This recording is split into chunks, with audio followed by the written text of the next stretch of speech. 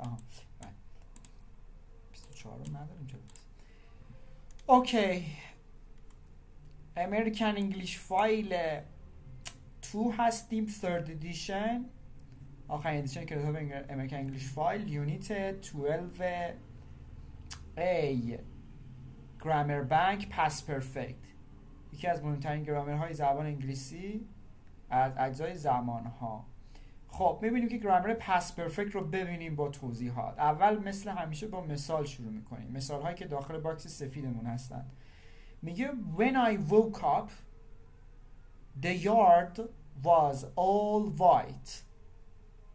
وقتی بیدار شدم گذشته است، اتفاقی که تموم شده. the yard was all white کل حیات سفید شد.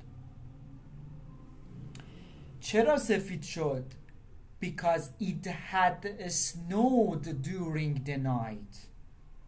قبل از اینکه سفید بشه برف اومده بود. گذشته تو فارسی میگن ماضی بعید، درسته؟ گذشته دور میشه past perfect in English.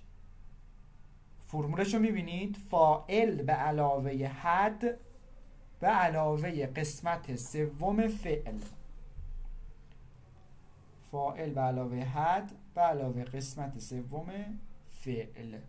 شبیه present perfect، فقط به جای هوا هست had داره. الان تو مثال بعدی توضیح میدیم امیر عباس.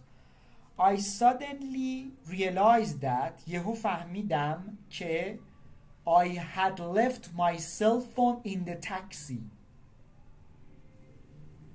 مثلا شما سوار تاکسی میشید و یهو فهمیدید که تو خونه موبایلتون رو جا گذاشته بودید، یعنی اتفاق گذشته تر است. گذشته ترین زمان زبان انگلیسی past perfect.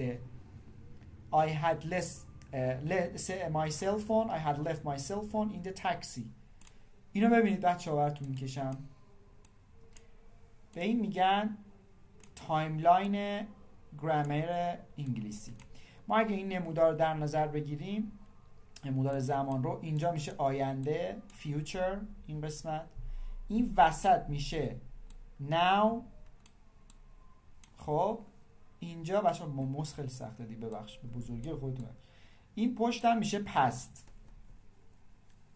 درست شد؟ حالا میخوایم past perfect رو نشون بدیم. این که گفته I had ای بابا I had left myself چقدر سخت شد برام. این the taxi اشکال نداره، یوتیوب میذاریم همه میخندن. خب آقا I suddenly realized یا I woke up میشه گذشته simple past، گذشته ساده میشه اینجا، کاری که در گذشته تموم شده. این قسمتی که ضرب در میزنم میشه.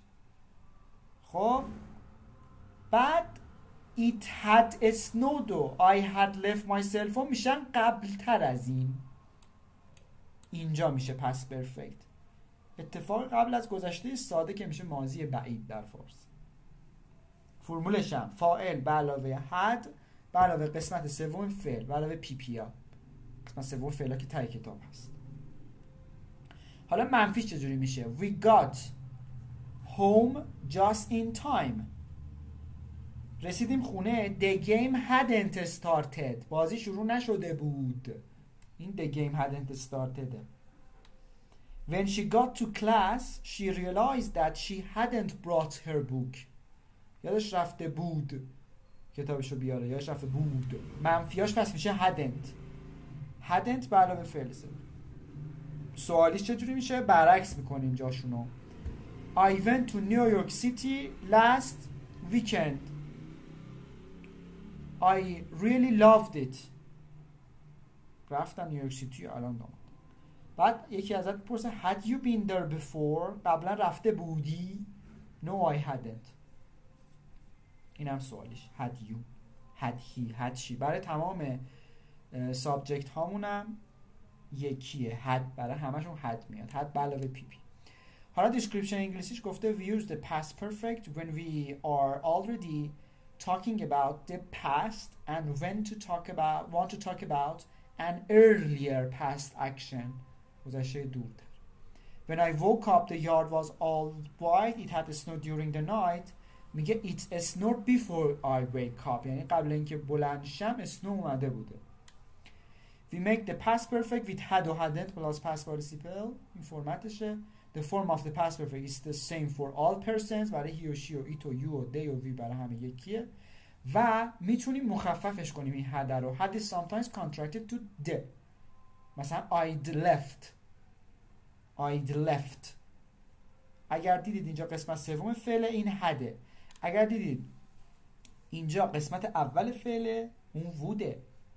I'd leave میشه I would leave چون فعل ساده است اون د مخفف شده ووده.